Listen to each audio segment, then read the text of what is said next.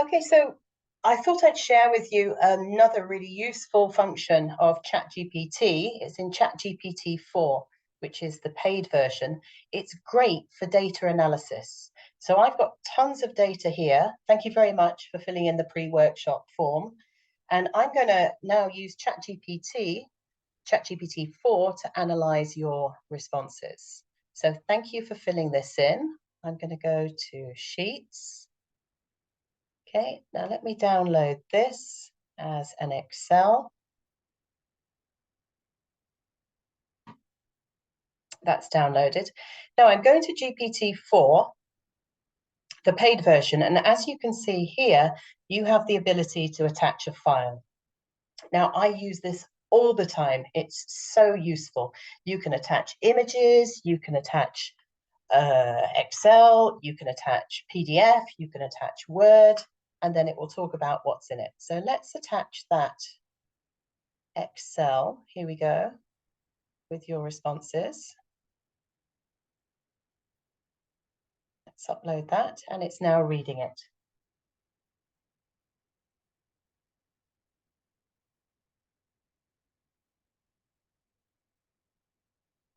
So it's giving me an overview. And then it's saying, would I like to see specific analyses, summaries? It's actually giving me some suggestions. Can you summarize the survey responses? What insights can we derive from this? Well, I've got some very specific questions. So I'm going to run a workshop related to flipped learning and AI. Can you summarize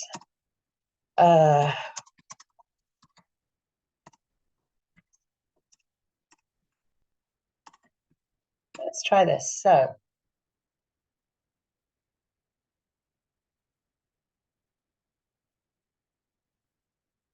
okay, so yes.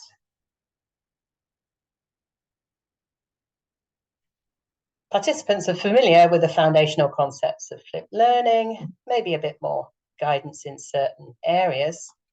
How much do they know about AI and use of tools? Let's take a look at this.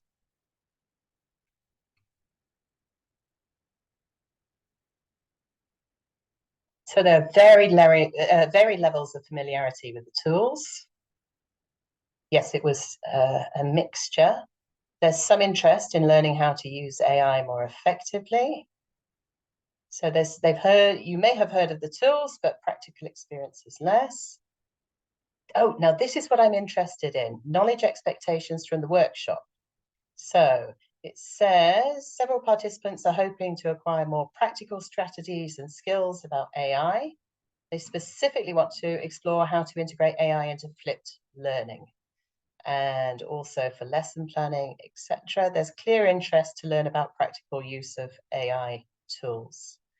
Okay, so I'm going to run a 2-day workshop for the participants. On the first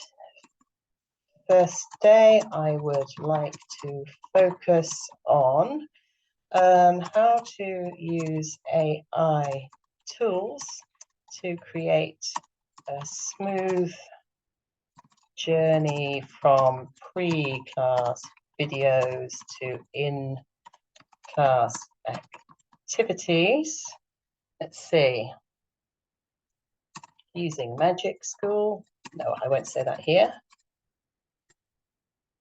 Okay, let's just have a look.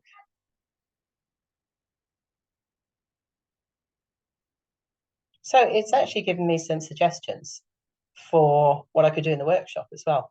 I haven't given it enough information, so I need to say, so briefly introduce them to AI tools and okay. All right, so it's giving me some suggestions here. But of course, I didn't put the time in. 1 hour here, 1.5 hours here. Okay, so let's stop this. The workshop will be 1.5 hours long. Participants have already been exposed to information about flipped learning via pre-workshop videos. Again, let's take a look.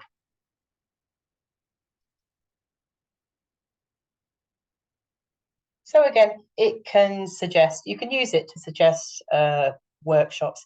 I never go with it exactly what it says, but I find it really useful for brainstorming to get ideas. Okay, so let's try something else.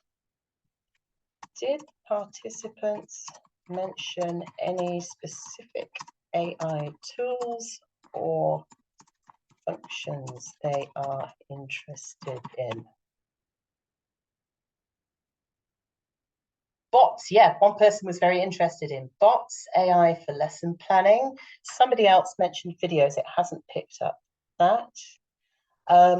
Okay, can you give me visuals to show the data in the form?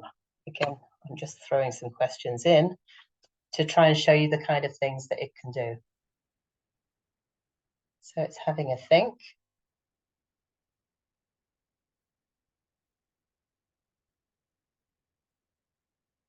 The point I'm trying to make is any form that you do with data, if you upload it into GPT-4, you can then have a conversation about the data and use it to pull out the specific information you want. Okay, what other kind? Give me visuals for the first part of the form. Let's see. It can give all different types of visuals as well. It can give bar charts, it can give scatter graphs. For numerical data analysis, it's fascinating. It's really interesting. And I don't know if this is something that would be useful for crunching data, you know, student data at big level, to get an idea of patterns of what's going on. So again, let's take a look what's going on here.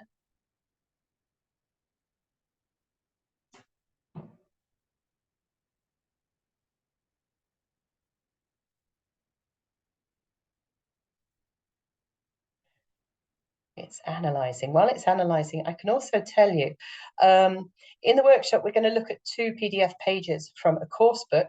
There we go. It's giving some different visuals. You can also upload PDFs from the course book, for example, and then ask questions about what kind of activities you could do, or ask it to generate more activities based on the content of that course book page. Okay. Let's just see.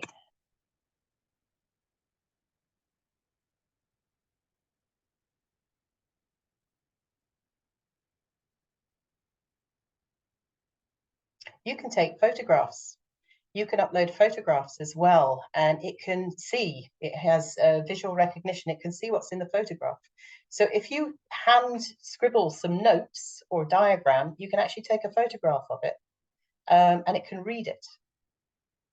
I also take photographs of what's in my fridge and in my cupboard and ask it to suggest what I can cook for dinner, and then recipes for that. And then say, give it to me as I want a Chinese recipe based on what's in my cupboard, or a Moroccan recipe based in my cupboard, based on what's in my cupboard. Okay, so it's redoing this. I also use it in the garden. I take photographs of plants in the garden. I ask, what kind of plant is this?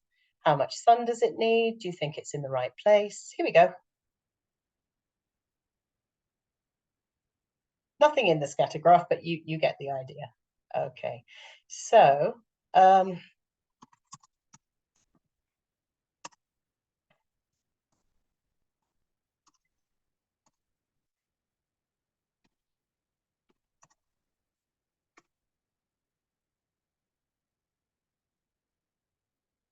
okay, just showing you some examples of what it can do. And again, if you've got any questions about this, I can talk about these in the workshops, how you can use GPT-4. This is something I think every department should have access to. Personally, I think everyone should get their own GPT-4 as well. I use it on a daily basis. It's absolutely worth the money. And there we go. But I've hit my limit. I've used it too much for today, so I'll stop there.